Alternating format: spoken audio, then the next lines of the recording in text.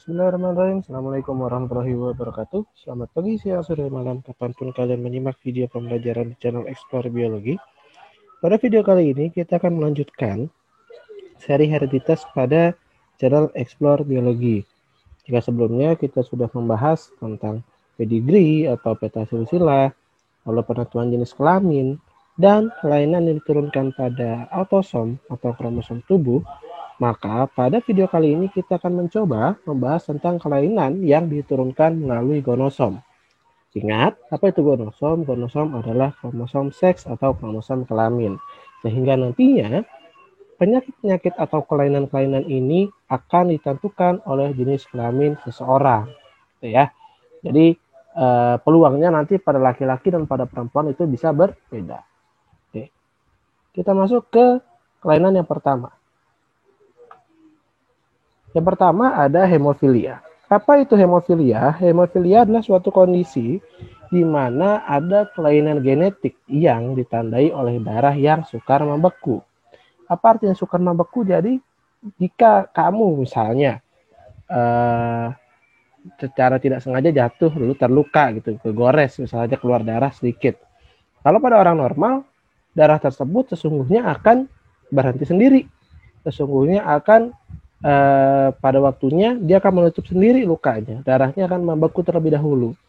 Sementara kalau pada orang dengan kelainan hemofilia tersebut, hal tersebut tidak akan berlaku atau akan sulit kejadian karena mereka sukar membeku. Kenapa? Karena pada darah penderita hemofilia itu tidak punya yang namanya zat anti hemofilia globulin. Nah, nanti zat ini penting bagi darah karena zat ini yang nantinya akan membentuk tromboplastin. Mungkin kamu masih ingat di kelas 11 ya ada tromboplastin, trombin, protrombin. Nah, coba dibuka lagi catatannya. Hemofilia sendiri ditentukan oleh gen H kecil yang terpaut pada kromosom X. Jadi biasanya ditulisnya tuh kayak gini. Kalau normal biasanya tulis XH besar.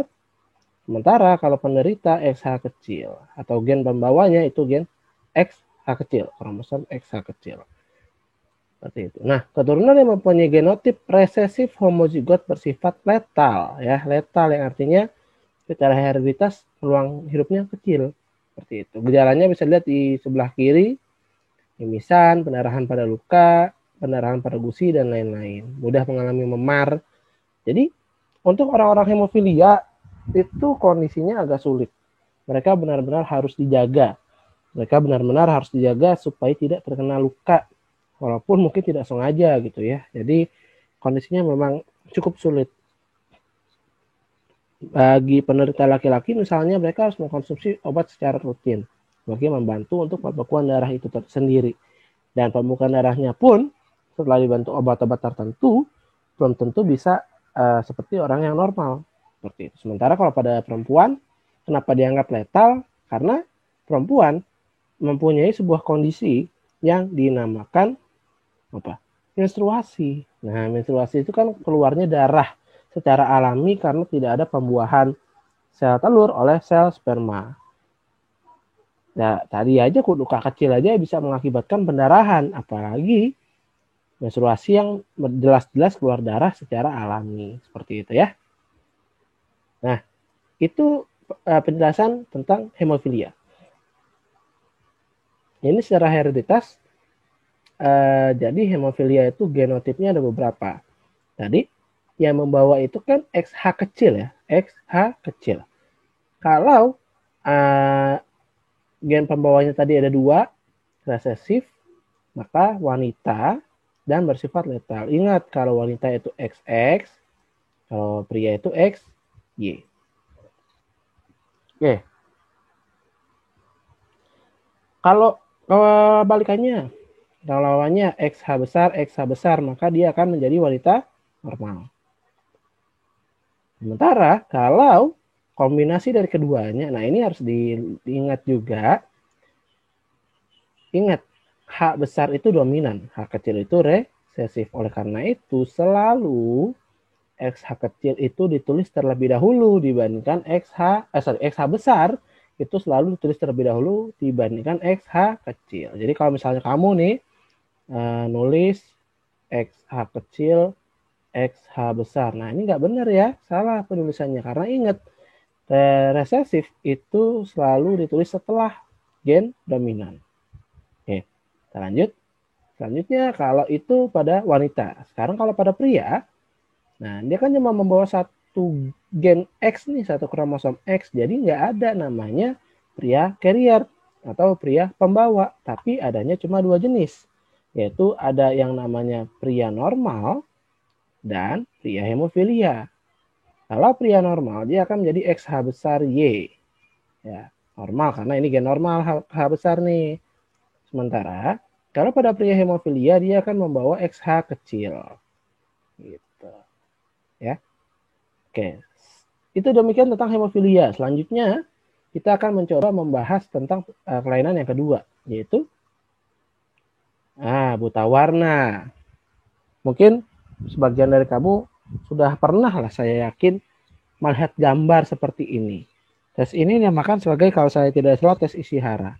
Ini merupakan dasar sekali tes untuk mengetahui apakah seseorang itu mengalami buta warna atau tidak. Kenapa? Karena penting. Karena bagi beberapa pekerjaan atau bagi beberapa jurusan kuliah gitu ya, membedakan warna itu penting. Contoh misalnya di teknik listrik.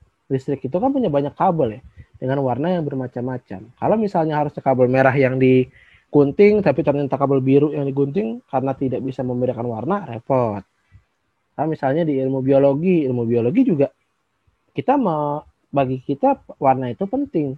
Kenapa? Karena misal di jaringan tumbuhan atau jaringan hewan, biasanya dilakukan pewarnaan di situ untuk membedakan bagian-bagian dari penyusun jaringan tersebut. Nah, kalau misalnya kita tidak bisa membedakan warna, tentu akan sulit dalam mengidentifikasinya.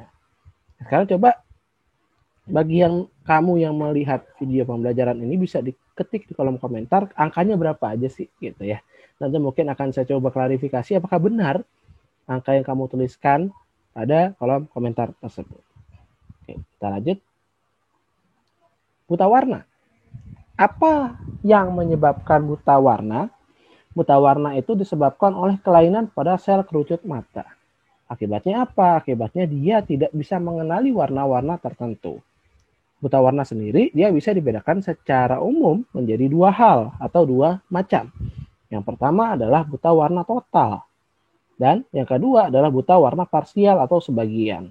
Buta warna total artinya apa, Pak? Buta warna total adalah sebuah kondisi di mana dia sama sekali tidak bisa membedakan warna selain warna hitam dan putih biasanya. Jadi ya kayak TV zaman dulu, hitam putih. Sementara kalau buta warna parsial, itu buta warna sebagian.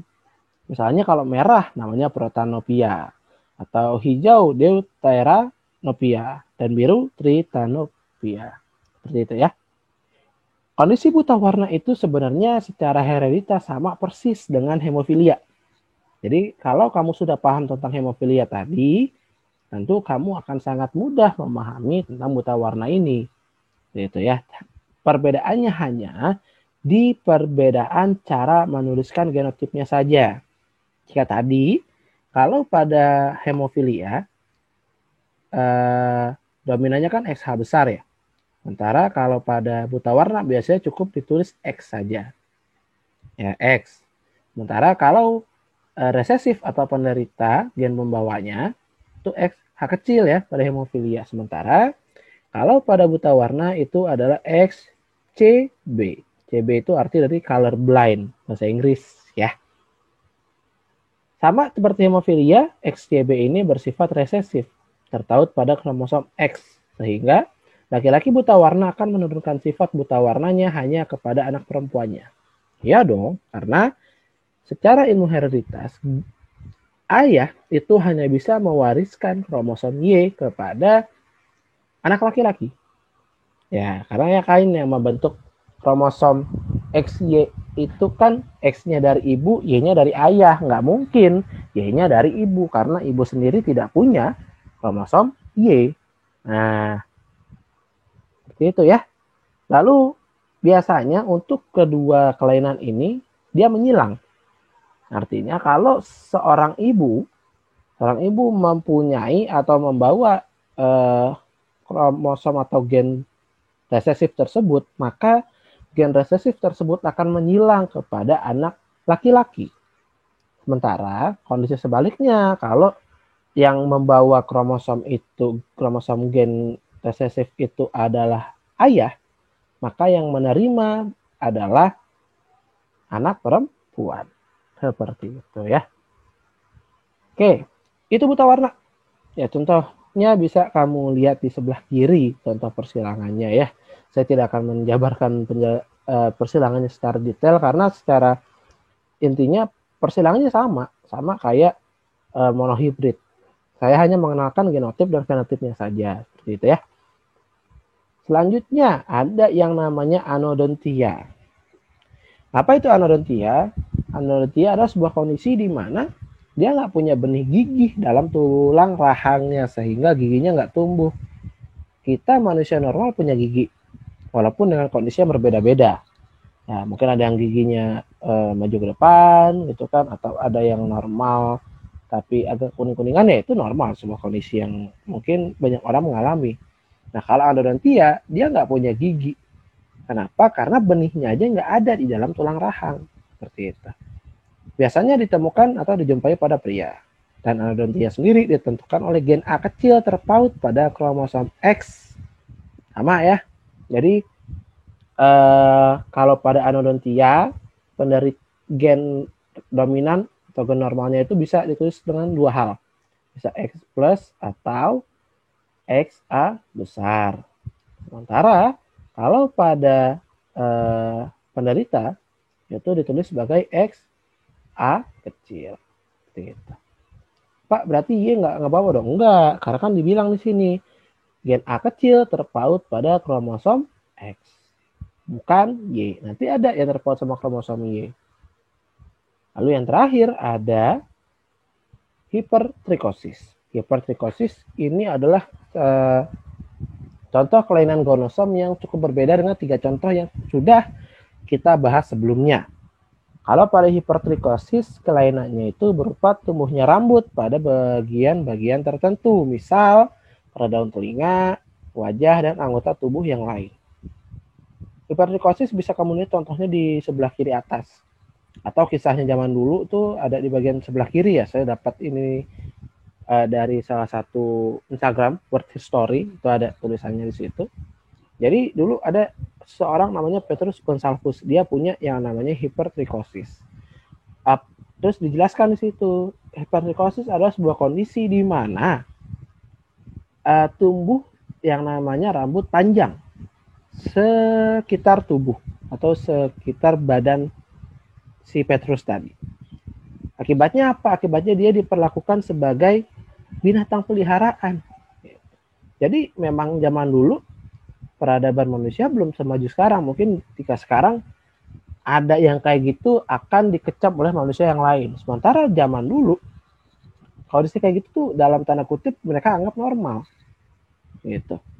Kan dibilang kan, and the queen set up his marriage to a beautiful young maiden as a cruel joke. Dibilang sebuah lelucon. Gitu.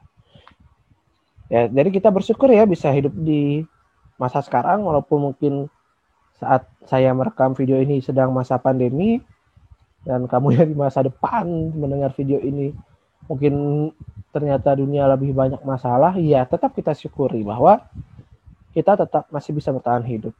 Oke, kembali ke hipertrikosis. Kelainan ini ditentukan oleh gen H kecil yang terpaut kromosom Y, sehingga kelainan ini hanya dimiliki oleh laki-laki. Jadi beberapa tahun yang lalu ada kasus yang namanya manusia serigala dari Thailand. Mungkin kamu pernah baca artikelnya, karena di Line Today pun dia masuk kalau nggak salah dulu. Awalnya dikira hipertrikosis. Bagi orang awam, mereka akan percaya aja. Tapi ternyata setelah ditelusuri lebih lanjut, hipertrikosis itu kromosom Y. Bagaimana mungkin seorang perempuan bisa terkena hipertrikosis di saat dia nggak punya kromosom Y? Gitu. Ada setelah ditelusuri lebih lanjut, ternyata sindrom berbeda dari hipertrikosis, tapi dengan ciri-ciri yang hampir sama. Gitu ya. Nah, kondisi ini membuat ayah hipertrikosis itu pasti akan memiliki keturunan anak laki-laki yang hipertrikosis, sedangkan perempuannya normal. Karena ingat, kromosom Y oleh anak laki-laki itu hanya bisa diperoleh dari ayahnya. Kan? Kromosom Y itu hanya bisa dari ayah. Sementara kalau perempuan, dia hanya mendapat kromosom X dari ayahnya. Sehingga nggak, hampir mustahil secara ilmu hereditaritas seorang perempuan akan terkena hipertrikosis. Kelainan ini banyak ditemukan di India dan Pakistan. Gitu ya.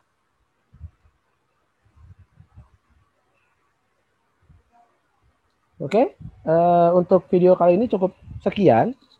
Ya, nanti akan kita lanjutkan di video selanjutnya tentang golongan darah. Ya, semoga ilmu yang saya sampaikan di video kali ini bermanfaat untuk kamu, untuk saya, dan bagi orang-orang yang mendengarkan. Maaf jika ada salah-salah kata. Kita akan bertemu di video pembelajaran selanjutnya. Wassalamualaikum warahmatullahi wabarakatuh.